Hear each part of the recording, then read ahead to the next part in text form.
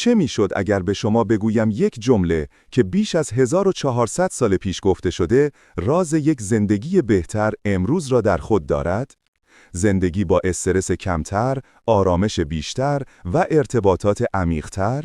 خوش آمدید. سفرمان را با هم شروع می‌کنیم.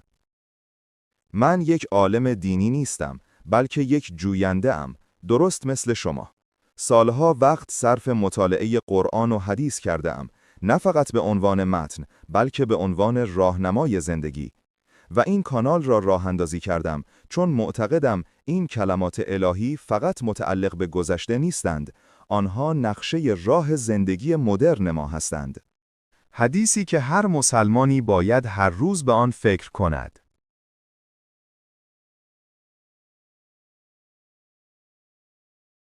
این حدیث فقط درباره دروغ نگفتن نیست، درباره قدرت کلمات است. هر کلمه‌ای که به زبان می‌آورید یک انتخاب است. انتخابی برای ساختن یا شکستن، برای التیام یا زخم زدن. پیامبر صلی الله علیه و آله و سلم به ما میگویند اگر سخنتان خوب، سودمند یا مهربانانه نیست، سکوت خودش یک عبادت است. به زندگی روزمره‌تان فکر کنید. در فضای مجازی، پیش از ارسال آن کامنت تند، پیش از فوروارد کردن شایعه، پیش از پاسخ خشمگین، مکث کنید. آیا این حرف خوب است؟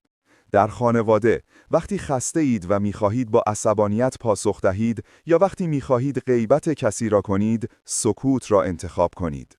در محیط کار، در جلسات، وقتی نظری دارید که فقط دیگران را تحقیر می‌کند، سکوت شما احترام‌آمیزتر است. این حدیث یک فیلتر برای عصر دیجیتال ماست. سکوت توصیه شده در این حدیث به معنای ضعف نیست، به معنای قدرت کنترل زبان است. این سکوت ایمان در عمل است. چالش عملی. از شما و از خودم دعوت می کنم این حدیث را فقط 24 ساعت امتحان کنید. پیش از حرف زدن یا تایپ کردن از خود بپرسید. آیا این حرف خوب است؟ آیا لازم است؟ آیا مهربانانه است؟ ببینید مکالماتتان چطور تغییر می کند. اگر این حرفها در دلتان نشست، پس این کانال برای شماست. دکمه سابسکرایب و زنگوله را بزنید تا ویدیوهای هفتگی ما را از دست ندهید. کامنت هاتون رو دوست دارم. ممنون که تا پایان همراه بودید.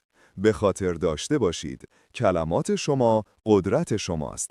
از آنها عاقلانه استفاده کنید. تا دیدار بعد، از